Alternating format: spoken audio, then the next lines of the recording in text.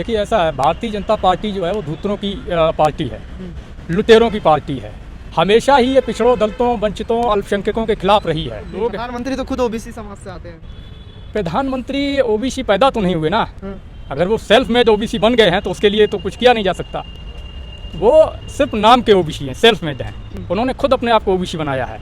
OBC की माँ की कोख से पैदा हुए होते तो ओबीसी का दर्द पता होता। अरे दलितों, पिछड़ों की हत्या पर कभी सवाल किए हैं योगी जी से? हमें दर्द का ओबीसी चाहिए, जाति का नहीं।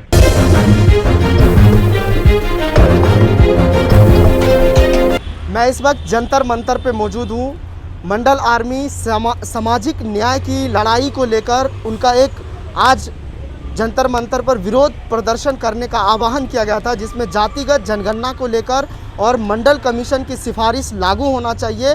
और इसी मुद्दे को लेकर आज हमारे साथ बात करने के लिए मंडल आर्मी के चीफ अनिरुद्ध विद्रोही हमारे साथ मौजूद है। उनसे जानने की कोशिश करेंगे कि वो इसको किस तरह से देखते हैं। बहुत बहुत शुक्रिया नेशनल इंटरव्यू से बात करने के लिए। शुक्रिया सद्दाम जी, जय मंडल, जय भीम और आपके सभी दर्शकों का आभार। सर, पहला सवाल ये है कि आप लोग इतने दिन से जातिगत जनगणना को लेकर विरोध प्रदर्शन कर रहे हैं, लेकिन सरकार के कानों पे जू नहीं रेंग रही है। सरकार सुनने को तैयार नहीं है।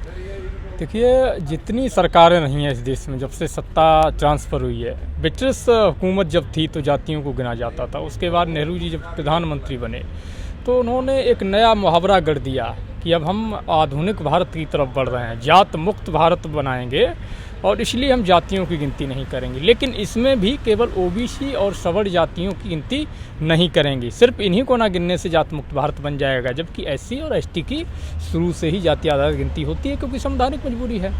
तो ये जो सरकारें रही हैं, आप देखिएगा देश के आज़ाद होने से लेकर आज तक केंद्र में जो लोग बैठे हैं वो नहीं चाहते हैं कि जातियों की काउंटिंग हो, उनकी वास्तविक स्थिति का पता चले और ये पता चले कि कौन लोग हैं जो इनके संसाधनों पर अतिक्रमण किए बैठे हैं। यानी कि जो 10% लोग हैं, 90% के समाज के लोगों के संसाधनों पर, हक हिस्सेदारी पर, रोजगार पर, जल जंगल ज़मीन पर जो अतिक्रमण किया है इन्होंने, उसकी पोल खुलने के डर से ये सेंसस नहीं करवाई जा रही है।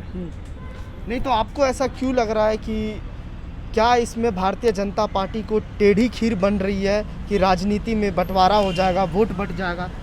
आपको लग रहा है ऐसा? देखिए ऐसा है, भारतीय जनता पार्टी जो है वो धूर्तों की पार्टी है, लुटेरों की पार्टी है। हमेशा ही ये पिछड़ों, दलितों, वंचितों, अल्पसंख्यकों के खिलाफ रही है। ये कभी भी सेंसस आसानी से नहीं करवाएगी। 2019 में चुनाव से पहले 2018 में राजनाथ सिंह जी ने कहा था कि जब अब की बार वो सत्ता में आएंगे तो जातियों को गिनेंगे। लेकिन जब दोबारा सरकार बनी, क्या हुआ? सुप्रीम कोर्ट के हलफनामे के जवाब में मोदी जी, केंद्र सरकार कहती है कि हम जातियों की गिनती करने में सक्षम नहीं हैं।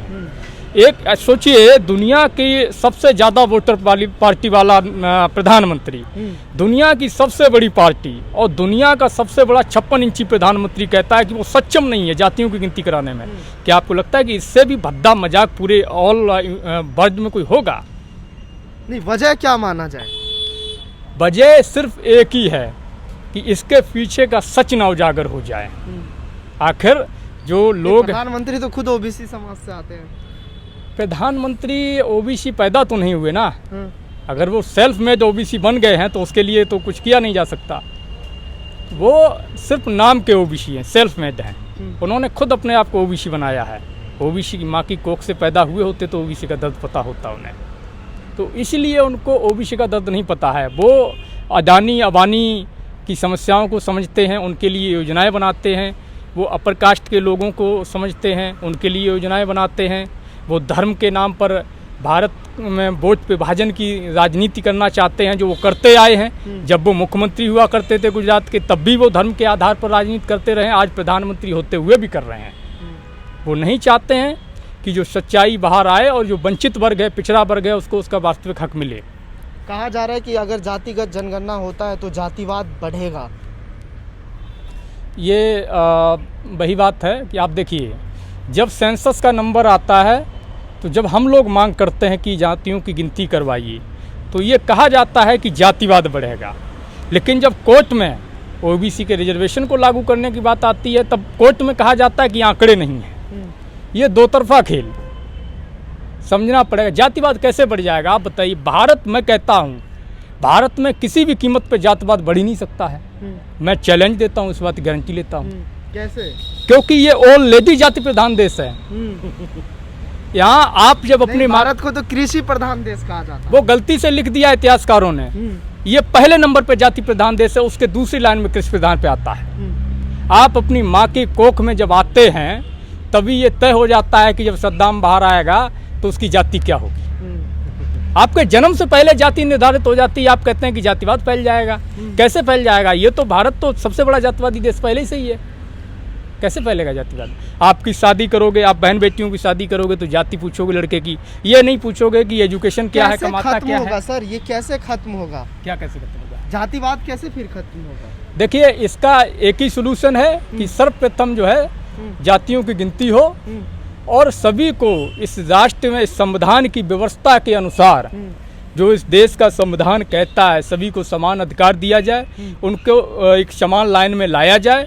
उसके लिए जो वंचित वर्ग है उसको उत्थान की जो योजनाएं बननी है, जो उसके लिए फंड इशू होना है, उन सब पे काम हो ईमानदारी से। और ईमानदारी से काम जब होगा जब जातियों के आंकड़े गवर्नमेंट के पास होंगे। आंकड़ों के अभाव में कोई भी योजना परियोजना न तो बनाई जा सकती है न लागू की जा सकती है। ये केवल एक छलावा है कि हम ओबीसी के लिए फंड इशू कर रहे हैं, फला जाति के लिए कर रहे हैं। आंकड़े हैं ही नहीं, कैसे कर रहे हो? वैसे मैं आपसे समझना चाह रहा हूँ कि इसमें आप लोग क्या मतलब चाहते हैं कि जैसे कह रहे हैं कि 2011 के आंकड़े को भी सार्वजनिक करना चाहिए, मंडल कमीशन के सिफारिश लागू होना चाहिए, और क्या मुख्य मांगे हैं उसको लेकर जरा बताइए। देखिए, अभी मुख्य रूप से हमारी जो मांग है वो ये है कि 2021-22 में जो सेंसस होनी है उसमें जातियों की गिनती करवाई जाए। यदि जातिवार जनगणना नहीं करवाई जाती तो हम लोग जनगणना का बहिष्कार करने का काम करेंगे। 2011 में जो सेंसस हुई थी अलग से, उसके आंकड़े सार्वजनिक किए जाएं। अभी मध्य प्रदेश सरकार ने आंकड़े सार्वजनिक किए थे 3 महीने पहले, तो वहाँ पर हमारी आबादी 51% है मध्य प्रदेश के अंदर। तो इसी तरीके से पूरे हम चाहते हैं कि राष्ट्रीय लेवल पे पूरे आंकड़े सार्वजनिक हों 2011 के, पता तो चले कितनी आबादी है। उसके बाद 2021 में जो सेंसस होनी है या 22 में जो होनी है उसमें जातियों का एक जाति का कॉलम जोड़ देने से कौन सी समस्या आ रही है? एक कॉलम जोड़ना, आप 40-42 क्वेश्चन ऑलरेडी पूछते हैं। आप SC ST की जातियों को गिनते हैं, OBC और अपर कास्ट जनरल कैटेगरी की जातियों को गिनने में आपको कहाँ पे तकलीफ आ रही है? आप धर्म को गिनते हैं, भाषा को गिनते हैं, क्योंकि आपको दंगे कराने हैं। आप हिस्ट्री उठा के देख लीजिए, अगर जाति के आधार पर इस देश में कोई दंगा हुआ हो, इस देश में धर्म के आधार पर दंगा होता है, इस देश में भाषा के आधार पर दंगे हुए हैं, और आपको भाषा गिननी है, धर्म गिनना है, लेकिन जाति गिनने का नंबर आएगा तो कहोगे दंगा फैल जाएगा, जातिवाद बढ़ जाएगा। एक दंगा तो दिखाओ जो जाति के आधार पर हुआ हो इस देश में, और धर्म के आधार पर सैकड़ों दंगे आपके सामने हैं, और नहीं पता तो हम लिस्ट दे देंगे। भाषा के आधार पर कितने दंगे हुए, कितना कत्लेआम हुआ है, कौन नहीं जानता इस देश में। जब जाति के आधार पर आज तक कोई दंगा ही नहीं हुआ तो आप कैसे कह रहे हो जातिवाद फैल जाओगे? इसीलिए मैं कहता हूँ भारत पहले से जाति प्रधान देश है, इसमें जातिवाद तो फैल ही नहीं सकता। एक और महत्वपूर्ण सवाल है जो हर कोई आज जानना चाह रहे हैं कि इतने जातिगत जनगणना को लेकर हर जगह पर पैदल मार्च किया गया, कैंडल मार्च, माफ की जगह तमाम जगह पर विरोध प्रदर्शन हुआ, प्रेस कॉन्फ्रेंस की गई, लेकिन फिर भी इसको दरकिनार किया जा रहा है। अब लग रहा है आपको कि ये मांगे सुनी जाएगी या जातिगत जनगणना होगा? देखिए, इसमें हमारे नेताओं ने समाज के साथ गद्दारी करने का काम किया है। जैसे ही मोदी जी ने ये कहा कि वो हल्फनामे के जवाब में कि वो जनगणना कराने में, जातियों की गिनती कराने में सक्षम नहीं है या इस बार नहीं करा सकते, तो नेताओं ने तुरंत से एक वोट बैंक की लालसा में ये स्टेटमेंट जारी कर दिया कि जब हम सत्ता में आएंगे स्टेट की तो कास्ट सेंसस करा देंगे। अब क्या उन नेताओं को नहीं पता है कि जो स्टेट गवर्नमेंट मुख्यमंत्री तो ओबीसी से ही है, केशव प्रसाद मौर्य जी, अनुप्रिया पटेल मंत्री बनाया गया। वो देखिए, नेता कह रहे हैं? वो आप ये बताइए, जो मंत्री बनाए गए हैं अनुप्रिया पटेल या केशव प्रसाद मौर्य के मुँह से कभी एक सवाल सुने हैं मोदी जी से? उन्होंने किया हो कि जाति जनगणना लागू करवाई जाए, क्यों नहीं आप करा रहे हो? दलितों पिछड़ों की हत्या पर कभी सवाल किए हैं योगी जी से? कभी इनके उत्थान पर, कभी OBC बच्चों की जो स्कॉलरशिप मारी जा रही है उस पर कभी इन्होंने सवाल किए हैं? तो कैसे हम मान लें? हमें दर्द का OBC चाहिए, जाति का नहीं।